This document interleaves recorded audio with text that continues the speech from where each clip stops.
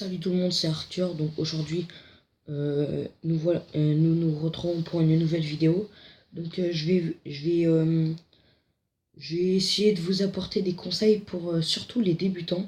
Donc là, j'ai essayé de reproduire un village HDV5 avec tout nécessaire, mais je n'ai pas un compte HDV5, ce qui est dommage.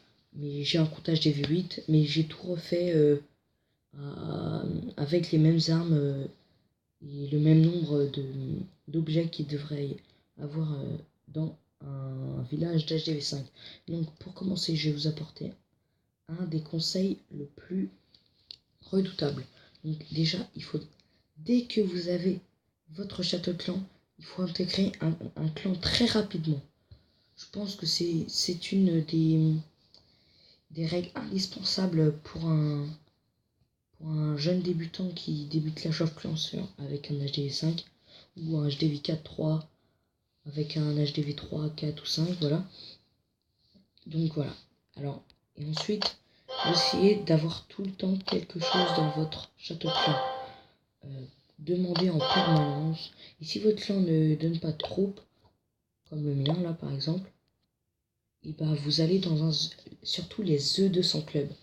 C'est les E200 clubs, faut vraiment y aller. C'est là où ça donne beaucoup de troupes, où ça donne barbares, archers, gargouilles géants, voilà. Voilà. Donc autrement, voilà, je vous ai apporté un conseil sur le château de clan. Ensuite, le château de clan, essayez de le placer bien au milieu de votre village, hein. Bien au milieu, parce que comme ça, regardez, le château de clan, il a une très grande il a une très grande distance autour de lui, donc c'est-à-dire que à chaque fois une des troupes ennemies dépasse, entre dans le cercle blanc, et bah automatiquement les troupes de votre château de clan vont se déclencher et vont aller directement sur les troupes. Donc voilà, mettez bien votre château de clan au milieu du village. Ensuite, le deuxième conseil que je pourrais plus vous apporter, ce serait mettez votre mortier dans le milieu. Car le mortier, c'est exactement pareil que le château de clan, sauf qu'il n'y a pas de troupes dedans. Ça expulse des gros morceaux de pierre et ça fait des sacrés dégâts.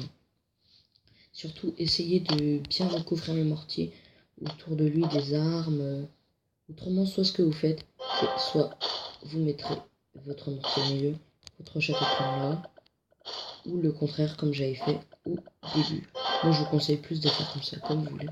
Ensuite, le deuxième conseil que je pourrais vous apporter, ce serait surtout améliorer très vite vos camps militaires. Là, les camps militaires niveau 5, c'est camps militaire niveau max pour l'HDV5. Donc un conseil, allez le plus vite possible à améliorer vos camps militaires.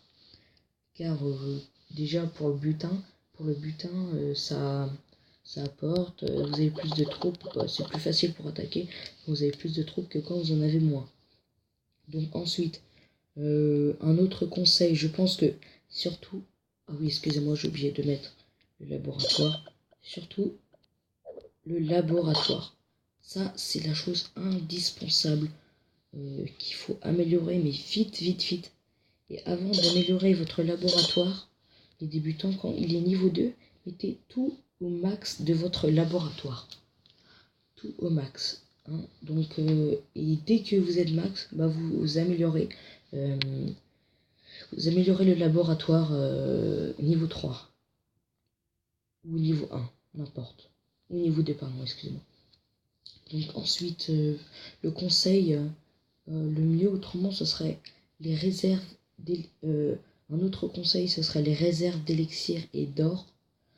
Essayez de les mettre, les maxer à chaque fois, à chaque HDV. Donc voilà. Et surtout, les mines, c'est pas très, c'est pas comment dirais-je, indispensable. On va dire que s'ils sont niveau déjà 5 pour un HDV, 3, 4 ou 5, c'est déjà pas mal. Je pense que même niveau 3, 4, c'est pas mal pour un HDV 3. Et quand on passe HDV 4, il faudrait plus niveau 5.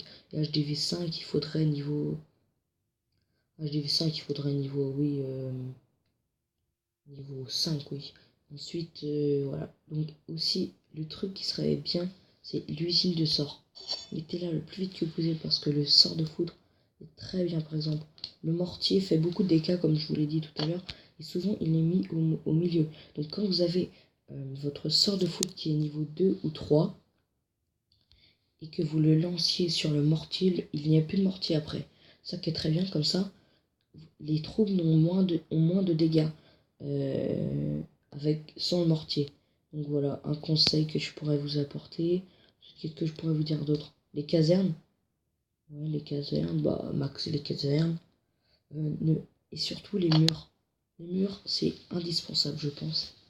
Essayez de les mettre le plus haut possible, les murs. Parce que je pense que si vous avez des murs niveau 1, c'est plus facile. Et puis le temps qui détruisent tout autour. Voilà, déjà, il y a déjà pas mal de dégâts qui sont faits sur les troupes. Et ensuite, autrement, quand vous mettez, quand les troupes ont tout détruit le tour, ils passent sur un rempart, par exemple, sur la tour de sorcier qui fait beaucoup de dégâts. Vous lancez là, le temps qu'ils détruisent le mur, et bah les armes peuvent faire plus de dégâts. Et que quand ils sont niveau max vos murs, et bah ils mettent plus de temps. Et quand ils sont niveau 1, bah bien sûr ça va plus vite à détruire. Donc voilà. Essayez d'améliorer le plus haut possible vos murs. Voilà, c'est des conseils que je vous ai dit. Je pense que il y a déjà pas mal de conseils ici. Et oui, comme je vous l'ai dit, essayez de. Il y a les œufs de 100 club. Essayez d'intégrer les œufs de 100 club pour les troupes. Bon allez, bon, je vous dis à la prochaine fois. Tchuss.